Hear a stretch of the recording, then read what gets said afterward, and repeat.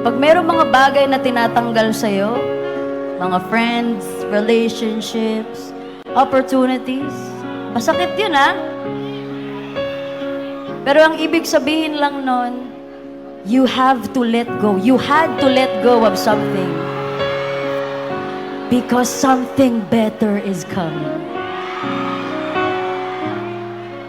Kinailangan mong pagdaanan lahat ng masakit para mas maa-appreciate mo yung masarap na pagmamahal na dadating sa'yo. This is that song na palaging nagre-remind sa akin. Ang lahat ng bagay na nangyayari ay itinadhana. Kung para sa'yo, kahit ano pang gawin mong pag-iwas, para talaga sa'yo yan. In the same way na, kahit ano pang pilit mo, kung hindi talaga para sa'yo, hindi talaga yan para sa'yo. So, pag may umalis, bitawan. You deserve more. You deserve better.